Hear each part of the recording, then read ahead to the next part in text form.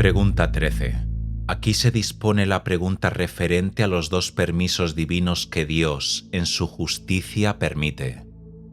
A saber, si nuestros primeros padres cayeron y pecaron por obra del diablo, autor de toda maldad, y si por ello las obras del demonio son justamente permitidas. La segunda pregunta y proposición es que Dios ha permitido en su justicia que los ángeles pequen, lo que no hubiera permitido a menos que no fueran capaces de pecar, y de esa manera preservó Dios a ciertas criaturas por medio de la gracia, sin que previamente hayan sufrido la tentación. En cuanto al hombre, le permitió con justicia pecar y además permitió que fuera tentado. Y todo esto se demuestra claramente como sigue. Es propio de la providencia dejar a cada cosa librada su propia naturaleza y que no se impidan sus acciones naturales. Porque de acuerdo con Dionisio, la providencia no es destructora, sino que preserva la naturaleza. Así parece evidente que el bien de la nación es mayor que el bien de un individuo, como dice Aristóteles en su Ética. Y así también el bien del universo se antepone al bien de una criatura particular. Por lo tanto, debemos añadir que si los hombres hubieran sido preservados del pecado, se habrían suprimido muchos pasos hacia la perfección. Y así, esta naturaleza que tiene en su poder el pecar o no pecar habría sido suprimida. Pero ya se ha dicho que esa es una propiedad de la naturaleza humana. Y permítasenos responder que si no hubiera habido pecado, sino inmediata confirmación de la gracia, jamás se distinguiría cuánto deben a la gracia de Dios las buenas obras, y lo que el poder del pecado ha sido capaz de provocar, y muchas otras cosas sin las cuales el universo hubiera sufrido gran menoscabo. Porque convenía que Satán pecase no por una sugestión externa, sino que encontrase por sí mismo la ocasión propicia para pecar, lo que hizo para parecerse a Dios. Y esta igualación es preciso comprenderla no como una similitud simple o directamente ni indirectamente, sino como relativa. Y esto es confirmado por Isaías 14. Ascenderé hasta las alturas de las nubes, seré como el Altísimo. Esto tampoco debe comprenderse simple o directamente, porque en este caso hubiera tenido la inteligencia equivocada, buscando algo que le era imposible, porque sabía que era una criatura creada por Dios y por ende sabía que era incapaz de igualarse a Él. Otra vez tampoco esto debe comprenderse indirectamente. Como la entera transparencia del aire consiste en su sujeción a los rayos del sol, así nada opuesto a la bondad de su naturaleza puede someterse a un ángel. Pero anheló la igualación con Dios, no absoluta sino relativa. La naturaleza de Dios tiene dos cualidades, la felicidad y la bondad. Y el hecho de que toda la felicidad y la bondad de sus criaturas derivan de Él. Por lo tanto, el ángel, sabiendo que la dignidad de su propia naturaleza trascendía la de las otras criaturas inferiores, deseó y pidió que la felicidad y bondad de esas criaturas se derivasen de él. Y ello partiendo de su misma naturaleza, semejante a aquel que lo posee todo, el primero por naturaleza y de quien todas las demás criaturas reciben en razón de su alta naturaleza. Pero su deseo era mantenerse sometido a Dios, una vez que lo demás le fuera concedido. Por eso no quiso igualarse a Dios absoluta, sino relativamente. Es de notar además que deseando convertir su deseo en acto, súbitamente lo comunicó a otros. Y también fueron súbitos la comprensión y el perverso consentimiento de los restantes ángeles sobre este pecado. Por ello, el pecado del primer ángel fue superior al de los otros, por la magnitud del error y el poder de causalidad, aunque no en relación con su duración. Véase Apocalipsis 12. El dragón que caía del cielo barrió consigo la tercera parte de las estrellas. Este vive bajo la apariencia de Leviatán y reina sobre los hijos del orgullo. Y según Aristóteles en su Metafísica se lo llama rey de los príncipes, en tanto gobierna con su poder y su voluntad a quienes le están sometidos. De aquí que su pecado ocasionara el pecado en otros, aunque él, el primero que no fue tentado por nadie, causó la tentación de los demás. Y que todas estas cosas hayan sucedido instantáneamente puede probarse por las cosas sensibles. Porque la inflamación del aire, la visión de la llama y la impresión que causa esa visión se producen en un mismo instante. He tratado esta materia extensamente, pues si se considera el sorprendente permiso divino en lo que concierne a las más nobles criaturas a partir de un solo pecado de ambición, será mucho más fácil admitir ese permiso en las obras de las brujas, que son en ciertas circunstancias pecados más graves. Pues los pecados de las brujas en ciertas circunstancias superan el pecado de los ángeles y el de los primeros padres, como lo veremos en la segunda parte. El hecho de que la providencia de Dios haya permitido la tentación y el pecado del primer hombre queda suficientemente claro tras lo que hemos dicho de los ángeles, pues tanto los hombres como los ángeles han sido creados y sometidos a su libre arbitrio para alcanzar un mismo fin. Esto es, para que pudieran recibir la recompensa de la felicidad no sin ningún mérito. Y así como el ángel no se vio preservado de su caída para que de un lado el poder de su pecado y del otro el poder de la gracia pudieran trabajar en conjunto por la gloria del universo, de esta misma manera se debe considerar el caso del hombre. Por ello Santo Tomás dice, aquello por lo que Dios es glorificado no debe ser obstaculizado. Pero Dios es digno de alabanza hasta en el pecado, cuando perdona con misericordia y castiga con justicia. Por lo tanto, no se ve forzado a impedir el pecado.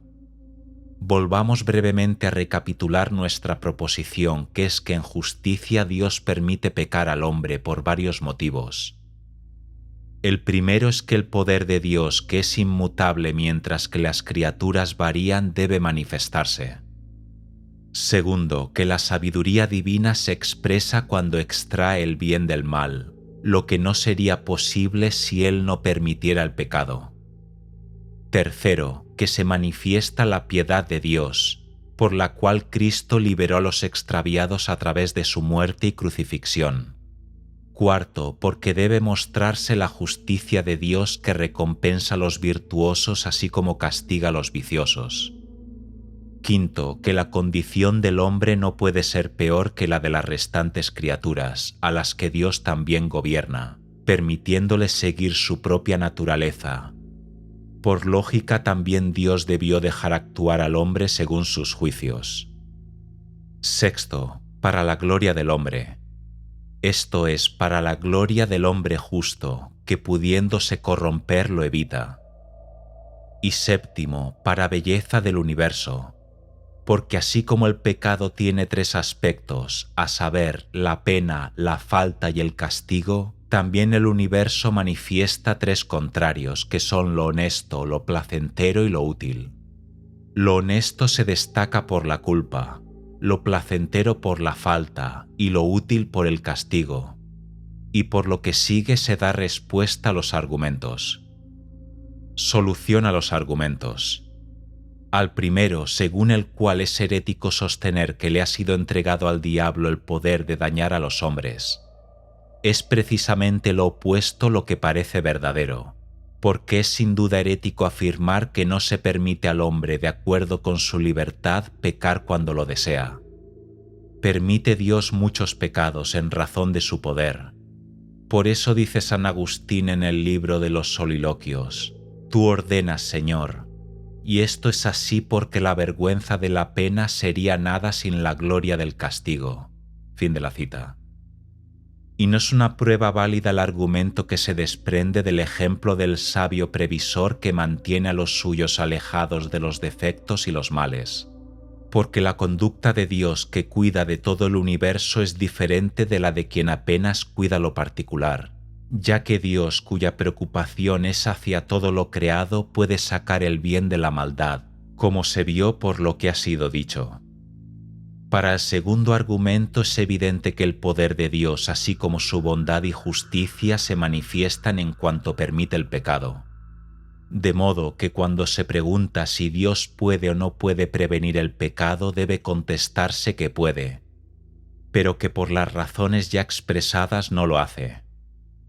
Tampoco es válido objetar que Él desea que exista el mal, porque puede prevenirlo y no lo hace. Pues como se ha demostrado antes en el argumento de la verdad positiva, Dios no puede desear que exista el mal ni que no exista. Ni lo desea ni no lo desea, pero lo permite en aras de la perfección del universo.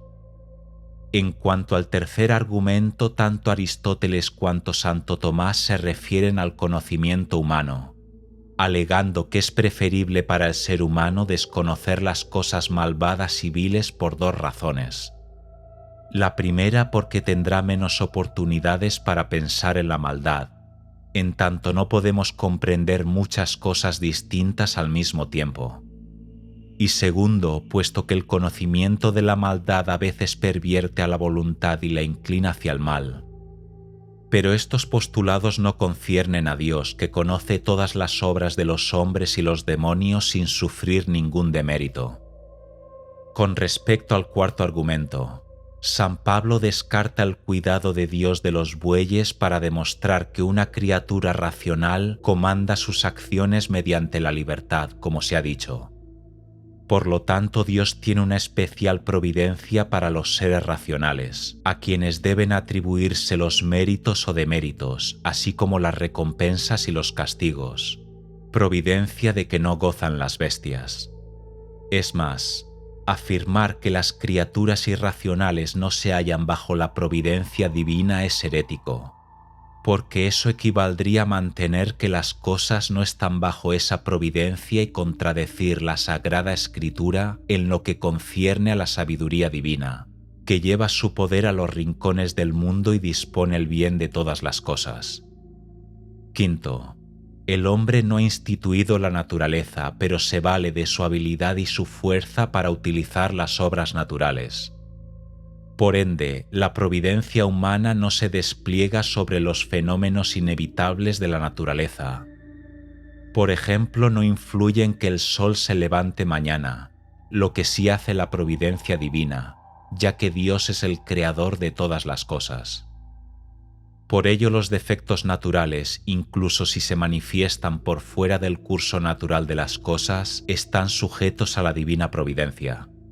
Y por ello Demócrito y otros filósofos naturales se hallaban equivocados cuando atribuían a cuanto acontecía en la creación inferior a un mero cambio de materia. Y al argumento final respondemos: aunque cada castigo es infligido por Dios mediante el pecado, los grandes pecadores no siempre se encuentran afectados por la brujería. Esto ocurre o bien porque el demonio no desea afligir y tentar a quienes le pertenecen por justo título, o porque no quiere que se vuelvan a Dios. Como está dicho, sus plagas se multiplicaron y volvieron hacia Dios. Y se demuestra que cualquier castigo es infligido por Dios mediante el pecado, como sigue. Porque de acuerdo con San Jerónimo, nuestro sufrimiento lo merecemos por nuestros pecados. Ahora declaramos que los pecados de las brujas son más graves que los de los ángeles y los de nuestros primeros padres. Por tanto, así como los inocentes sufren por los pecados de sus padres, así muchos pueblos píos sufren condenas y maleficios por el pecado de las brujas. Pregunta 14. La enormidad de los crímenes de la brujería. Todo ello es materia predicable. En lo que atañe a la enormidad de estos crímenes se cuestiona si superan en culpa, en pena y en castigo los restantes males que Dios permite y ha permitido desde el origen de la creación hasta nuestros días. Parece que no, sobre todo en lo que respecta a la culpa, puesto que el pecado en que alguien incurre si lo hubiera podido evitar con facilidad es mayor que el pecado que otro comete sin haber podido evitarlo con tanta facilidad.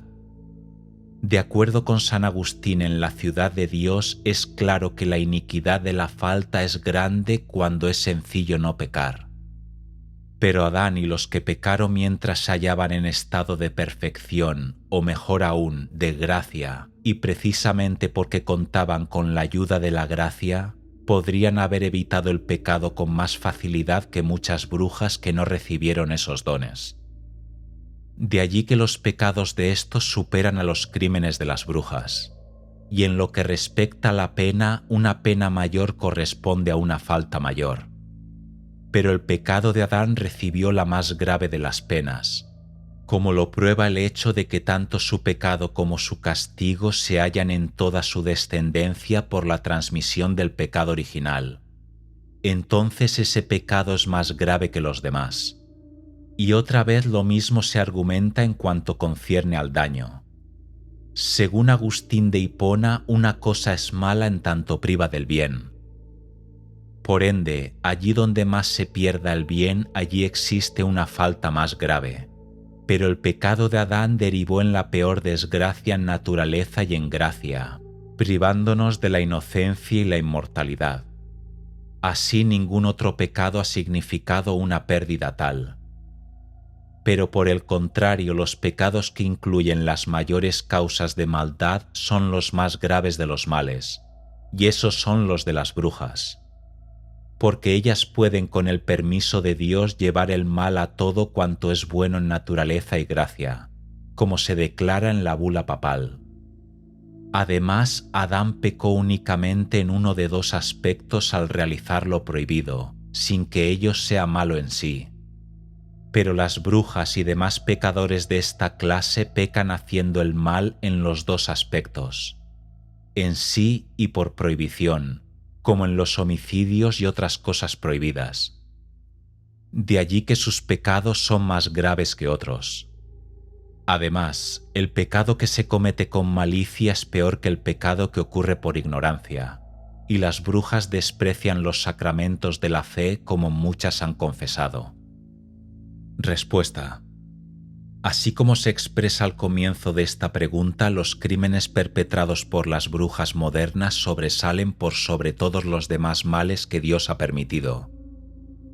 Esto puede demostrarse de tres maneras, en medida en que son pecados que atañen a la perversidad de su carácter, aunque es distinto en el caso de pecados que contrarían las demás virtudes teologales. Primeramente, en general, comparando sus obras con los restantes crímenes. Segundo, y en particular, considerando la clase de superstición que practican y el tipo de pacto que establecieron con el demonio. Y tercero, comparando sus pecados con los de los ángeles malos, incluso con los de nuestros primeros padres. Primero, el pecado es triple, ya que abarca la culpa, la pena y el castigo. Triple es también el bien al que se opone, la honestidad, la felicidad y lo útil. La culpa se opone a la honestidad, la felicidad a la pena y el castigo a la utilidad. Que la culpa de las brujas es mayor que todo otro pecado se demuestra como sigue. Pues de acuerdo con la doctrina de Santo Tomás, en materia de pecado deben considerarse varios elementos, según la gravedad o livianidad del mismo. De allí que con frecuencia un mismo pecado sea grave en un aspecto y leve en otro. Por ejemplo, podemos decir que en la fornicación un joven peca, pero un anciano enloquece. Empero, y hablando llanamente, estos pecados son más graves en tanto son más graves y más fuertes sus circunstancias, pero por su naturaleza y cantidad son de una especie más grave por esencia. Así podemos decir que aunque el pecado de Adán es más grave que todos los demás en tanto le acompañan determinadas circunstancias, porque cayó impulsado por la tentación más pequeña, la tentación interior, después hubiera podido negarse a pecar fácilmente a causa de la gracia en que había sido creado. No obstante, a causa de la especie y de la cantidad del pecado y otras circunstancias agravantes, como el hecho de que otros pecados más graves dependan de éste, los pecados de las brujas destacan entre todos los demás. Además, ello se ve claramente por dos cosas. Se dice que un pecado es mayor por estas razones, por la casualidad como lo fue el de Lucifer, por la generalidad como el de Adán, por su horror como el de Judas, por la dificultad de redimirlo como el pecado contra el Espíritu Santo, por su peligro como el pecado movido por la codicia, por su imposibilidad de separarlo de otros como la concupiscencia, por su inclinación como el pecado contra la carne, por su ofensa a la majestad divina como son la idolatría y la infidelidad, por la dificultad que supone combatirlo como en el caso del orgullo, o finalmente por la ceguera de espíritu como en la ira. Ahora bien, detrás del pecado de Lucifer, el de las brujas se distingue por sobre todos los demás tanto por su horror, puesto que reniegan de Dios crucificado, como por el peso de inclinación, puesto que se sumergen en las peores inmundicias de la carne con los demonios, y por la ceguera de espíritu, por cuanto con un espíritu inigualable de malignidad y cólera violan y dañan las almas y los cuerpos de hombres y animales, como se reflejó antes. Y esto está indicado según San Isidoro por la palabra que los nombra, pues son llamados brujos en razón de la enormidad de sus crímenes, como ya fue explicado. Nuestro argumento también se deduce de lo siguiente. Hay dos grados en el pecado, que son aversión y conversión. Véase nuestra cita de San Agustín. El pecado consiste en renegar del bien inmutable y adherir a lo variable. La aversión a Dios es como el elemento formal, la conversión como el material. Por lo tanto, cuanto más se aleja el hombre de Dios, más grave resulta el pecado que comete. Y como la infidelidad es la causa principal del alejamiento del hombre de Dios, la infidelidad de las brujas se presenta como el mayor de los pecados, y se le da el nombre de herejía, que es apostasía de la fe. Y por ello las brujas pecan a lo largo de toda su vida. Pues el pecado de infidelidad consiste en oponerse a la fe, lo que puede hacerse de dos maneras: que se reniegue de la fe aún no recibida o que se reniegue de la fe ya recibida. En el primer caso se cuenta la infidelidad de los paganos y los gentiles. En el segundo, la fe cristiana se niega de dos maneras: no reconociendo las profecías, como es el caso de los judíos, o negando la manifestación actual de la verdad, como es el caso de los herejes. De esto se desprende que la herejía de las brujas es la más atroz de las tres especies más graves de infidelidad, lo que se prueba por razón y autoridad, pues se dice en Pedro 2, sería mejor para ellos no haber conocido el camino de la justicia que alejarse de él tras haberlo conocido. Fin de la cita. Y es razonable suponer que peca más gravemente quien no cumple lo que ha prometido que aquel que no se atiene a lo que no ha prometido nunca. De allí que los herejes que profesan la fe del Evangelio y a pesar de ello se rebelan contra ella y la desprecian, pecan con más gravedad que los judíos y los paganos. Pero además los judíos pecan más que los paganos, porque recibieron la profecía de la fe cristiana en la antigua ley, el Antiguo Testamento, que corrompen al malinterpretar lo que no hacen los paganos. Y por esto su infidelidad es mayor que la de los gentiles, que jamás recibieron la fe del Evangelio. Acerca de la apostasía, Santo Tomás dice en el segundo de los segundos, pregunta 12, que es una manera de apartarse de Dios y de la religión, y puede suceder según los diversos modos en que el hombre esté unido a Dios, a saber, por la fe, por la sujeción de la voluntad a la obediencia, o por los votos de religión y por el clericato. San Raimundo y Enrique Ostiensis afirman que la apostasía es el abandono impetuoso del estado de fe, de obediencia y de religión. Y como habiendo apartado lo primero se aparta lo que procede de aquello y no al revés, la apostasía de la fe supera las demás. Mas en acuerdo con San Raimundo, nadie será juzgado como apóstata o desertor por más alejado que uno se encuentre, a menos que demuestre su clara intención de no retornar a la fe. Este sería el caso, por ejemplo, del clérigo que hubiera tomado esposa o algún otro crimen semejante. De igual manera es apostasía de desobediencia cuando un hombre, espontáneamente, desprecia las enseñanzas de la Iglesia y de los obispos. Una persona tal debe ser sentenciada por su infamia y excomulgada. Pero cuando nos referimos a la apostasía de las brujas, decimos la apostasía de la fe, la más atroz en cuanto se comete sobre la base de un pacto abierto concertado con el enemigo de la fe y de la salvación. Pues las brujas están limitadas a hacer estos pactos y el diablo lo exige parcial o totalmente. Nosotros inquisidores hemos encontrado algunas que habían renegado de todos los artículos de la fe, y otras que solamente negaban algunos preceptos. Sin embargo, todos reunían la confesión real y sacramental. De aquí que incluso la traición de Juliano el apóstata no parezca tan grande, aunque en otros aspectos haya dañado grandemente a la Iglesia. Pero podría objetarse incidentalmente que es posible que las brujas conserven la fe en lo recóndito de sus corazones, que únicamente Dios y ni siquiera un ángel puede ver, pero reverencien y obedezcan al diablo solo en los gestos exteriores. La respuesta a este argumento es que hay dos maneras de llegar a la apostasía de la fe. La una es por hechos exteriores sin que medie pacto alguno con el demonio, como haría quien abrazase la vida musulmana en tierra de infieles, y la otra se comete en tierra de cristianos mediante un pacto expreso con el diablo. En el primer caso, quienes conservan la fe en el espíritu y reniegan de ella en lo exterior, aunque no sean apóstatas ni herejes, son culpables de pecado mortal, pues de ese modo Salomón rindió culto a los dioses de sus esposas. Y nadie puede ser excusado por haberlo hecho arguyendo temor, como dice San Agustín. Es mejor morir de hambre que ser alimentado por los idólatras. Fin de la cita. Mas no importa si las brujas conservan la fe en sus corazones y la niegan con sus labios. Aún así se las debe juzgar como apóstatas, pues han hecho un trato con la muerte y una alianza con el infierno.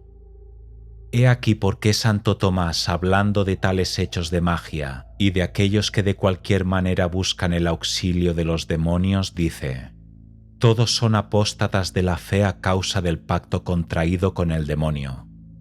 Lo son por la palabra si hay invocación, o por el hecho en sí, ya que en el acto mismo hay sacrificio, pues el hombre no puede servir a dos señores. Fin de la cita.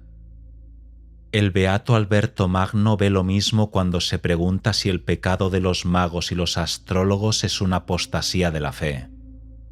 Y responde: entre estos hay siempre apostasía por la palabra y por el hecho. Si efectivamente hay invocación, entonces existe un pacto abierto con el diablo, y por lo tanto apostasía por la palabra. Pero si la magia es nada más que una acción mágica, entonces se trata de apostasía en acto. Pero como en todos estos casos se presenta siempre el desprecio de la fe, y como se espera del demonio aquello que únicamente debemos esperar de Dios, por lo tanto hay siempre apostasía. He aquí claramente la razón por la cual se habla de doble apostasía, y agregaremos una tercera, la del corazón.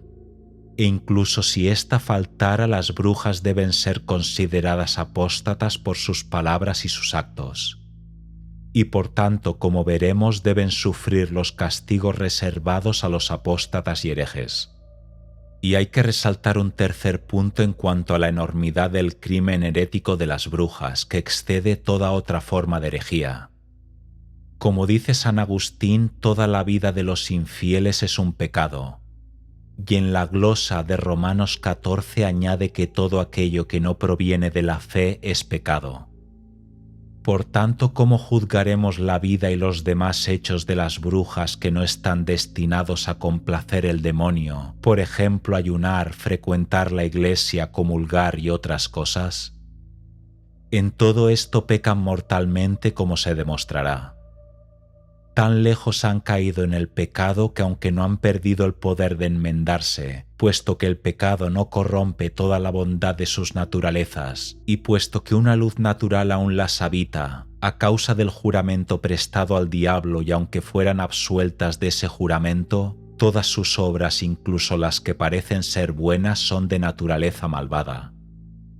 Ahora bien, este no parece ser el caso de los demás infieles.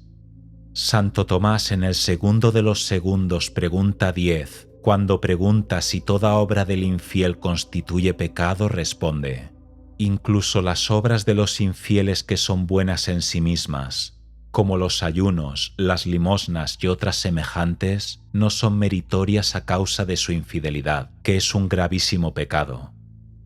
Pero este pecado no corrompe enteramente toda la bondad de su naturaleza, y persiste en sus obras un dejo de luz natural.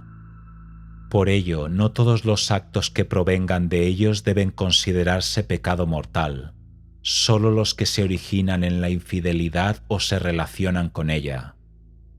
Por ejemplo, en los casos de un sarraceno que ayuna y observa la ley de Mahoma sobre el ayuno, o de un judío que respeta sus días de fiesta, son culpables de pecado mortal. Y en este sentido debe comprenderse el texto del santo citado antes, que la vida entera de los infieles constituye un pecado.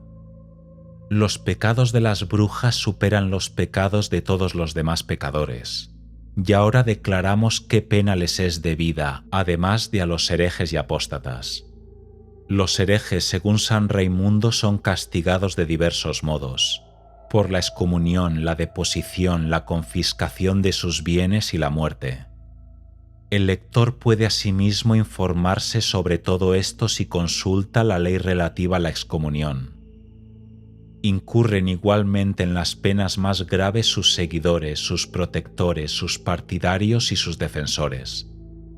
Además de la pena de excomunión que les corresponde, a los herejes, a sus seguidores, padrinos y hasta sus hijos y descendientes, hasta la segunda generación en línea paterna y la primera en línea materna, no se les admitirá oficio o beneficio eclesiástico alguno.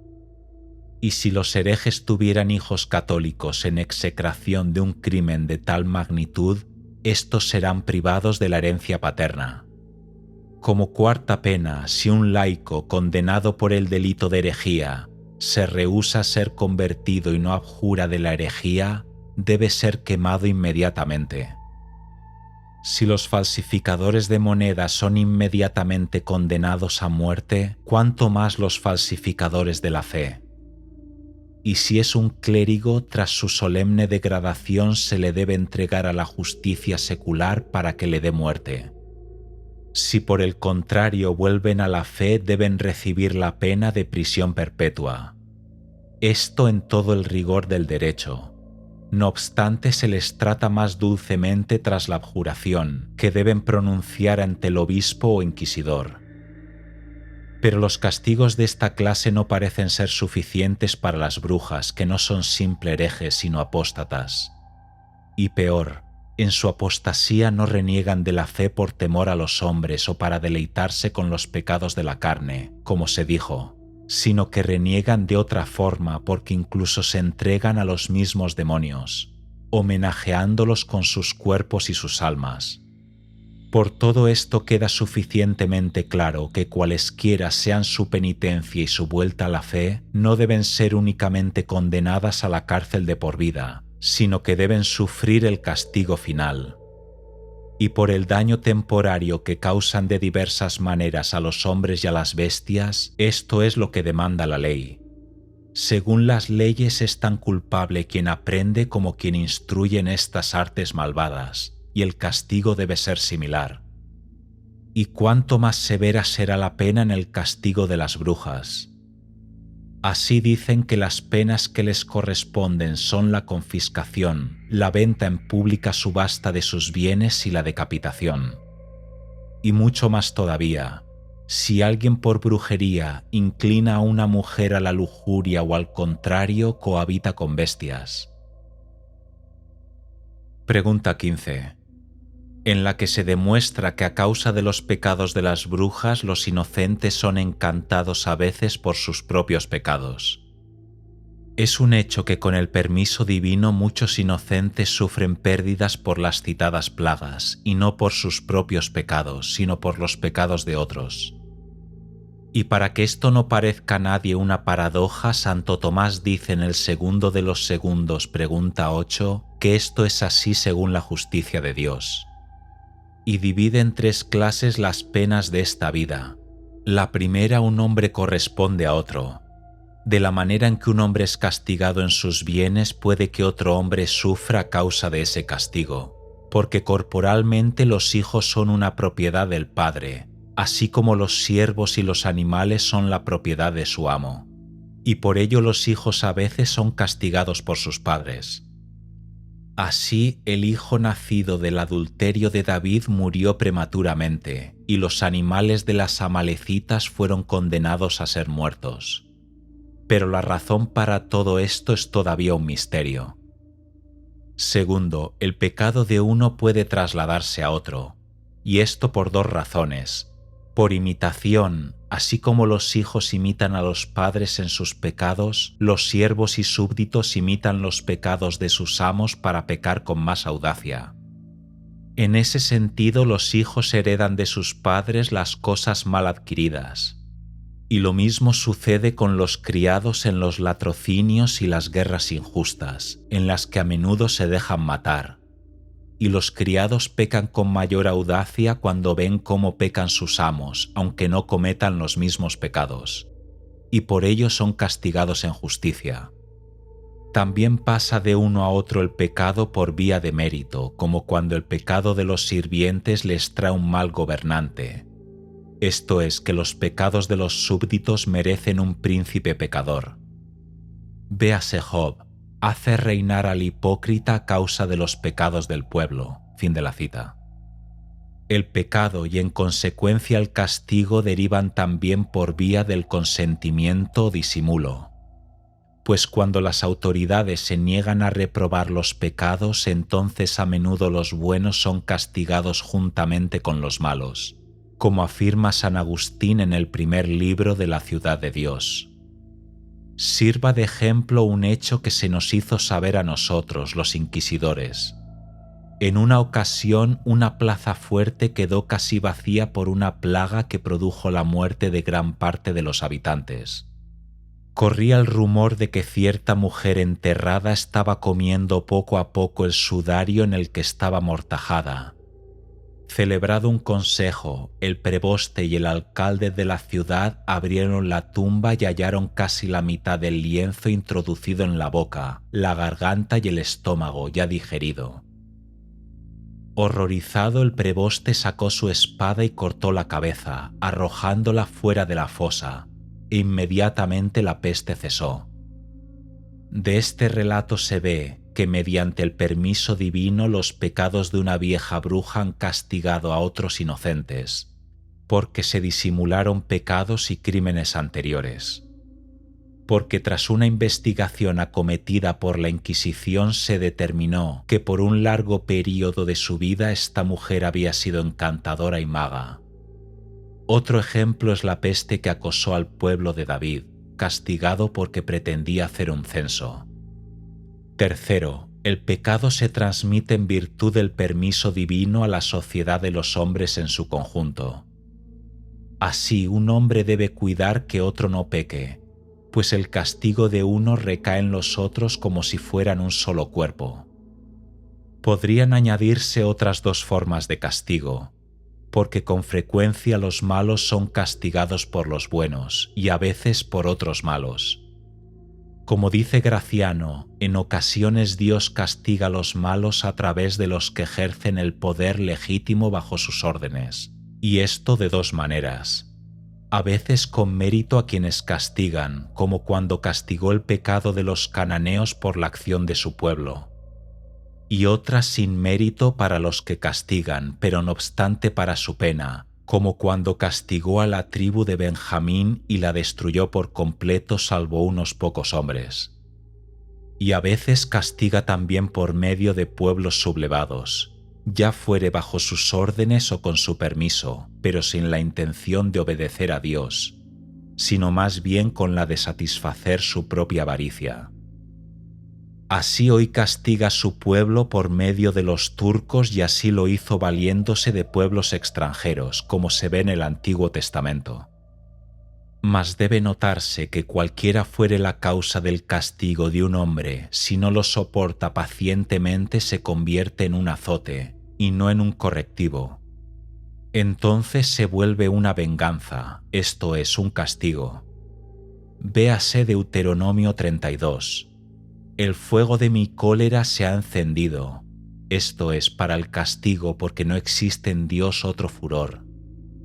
Y arderá hasta el lugar más bajo, es decir, la venganza comenzará y arderá hasta la extrema condenación.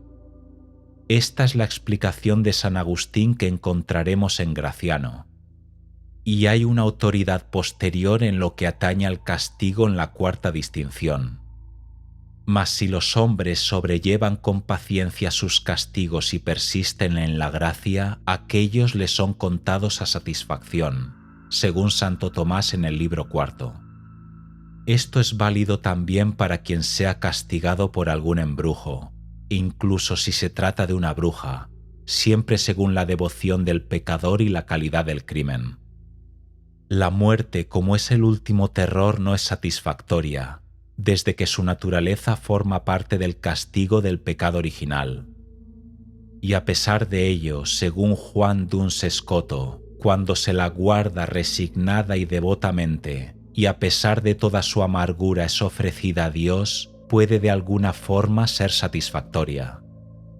Pero la muerte violenta, merecida o no, resulta siempre satisfactoria cuando se soporta con paciencia y en gracia. Esto vale para las penas infligidas a causa del pecado de otros. Pero Dios puede castigar a los hombres por sus propios pecados, en especial en materia de brujería. Véase Tobías 7. El diablo gobierna a aquellos que siguen su lujuria. Fin de la cita. Ello quedó probado en cuanto fue dicho sobre los miembros y el poder genital, sobre los que Dios permite la mayor cantidad de maleficios. Por ello, y para nuestro objetivo de predicar a la grey cristiana, conviene notar lo siguiente. A pesar de los castigos ya citados por las faltas ajenas o personales, se debe tener por principio básico y predicar a los fieles esta regla que dice: nadie deberá ser castigado sin culpa, a menos que exista una razón subyacente. Esta regla vale tanto para el juicio de Dios como para las cortes de justicia humana, seculares o eclesiásticas. Para el juicio de Dios, Dios castiga con doble pena, espiritual y temporal. En la primera, la pena no se encuentra nunca sin falta.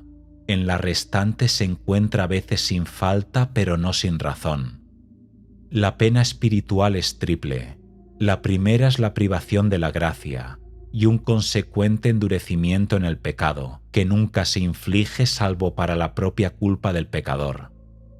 La segunda es la pena de daño, es decir, la privación de la gloria, que tampoco se inflige sin falta personal en los adultos o sin falta por contagio en los niños que nacen por los pecados de sus padres.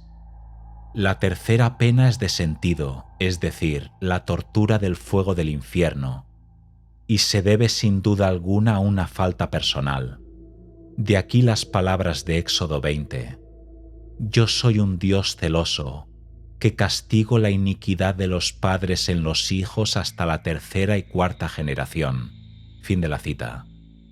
Y esto hay que entenderlo en el sentido de que se castiga a los que imitan los errores de sus padres.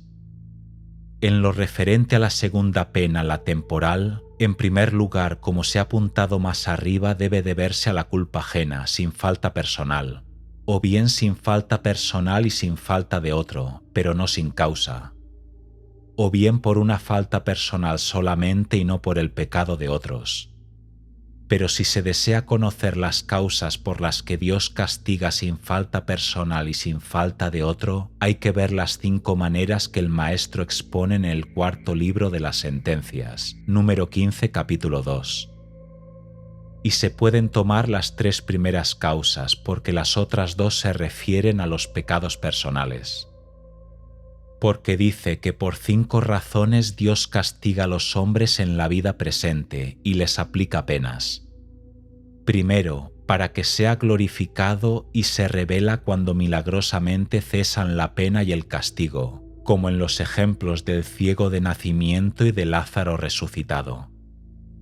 Segundo, si faltara la primera razón, se castiga para que el mérito aumente mediante el ejercicio de la penitencia, y además para que la virtud hasta entonces oculta se haga evidente a los ojos de los demás. Véanse los ejemplos de Job y de Tobías. La tercera razón es para preservar la virtud mediante la humillación del castigo, como cuando Pablo habla de sí mismo en Corintios 12. Para que no me sintiera desmedidamente ensalzado, se me ha dado una espina en mi carne, un ángel de Satanás. Fin de la cita. Esta espina sería, según la glosa de Remigio, una enfermedad del deseo carnal. Esto por lo que hace a las causas sin falta. La cuarta, el castigo eterno debe comenzar en esta vida, porque debe quedar demostrado de alguna manera lo que se va a sufrir en el infierno, según los casos de Herodes, Hechos 12 y Antíoco, Macabeos 9. La quinta razón estriba en que el hombre debe purificarse, ya sea por la expulsión u obliteración del pecado, que resulta como azotado por el castigo. En este caso los ejemplos los brindan Miriam, hermana de Aarón, a quien alcanzó la lepra, y los israelitas postrados en el desierto según Números, con el comentario de San Jerónimo. O bien como corrección de la pena, siguiendo a David, quien una vez que fue perdonado su adulterio en cuanto a la falta, fue expulsado del reino en cuanto a la pena. Finalmente se podría decir también que cada pena que sufrimos proviene de nuestro propio pecado, o al menos del pecado original con el cual nacemos, y que es la causa de todas las causas. Pero para la tercera pena espiritual, la de sentido, se entiende la condenación eterna que los pecadores sufrirán en el futuro, y nadie duda de que todos los condenados serán torturados por medio de gravosos castigos. Porque así como a la gracia sucede la visión del reino de los cielos, así al pecado mortal lo sucede el castigo en el averno. Y de la misma manera en que los grados de beatitud en el cielo son medidos por los grados de caridad y de gracia alcanzados en la vida terrena, también la medida de los suplicios en el infierno corresponderá a la medida de los crímenes cometidos sobre la tierra. Véase Deuteronomio 25. La intensidad de los castigos será según la medida de los pecados. Fin de la cita. Y esto es así para los demás pecados, pero se aplica especialmente para las brujas.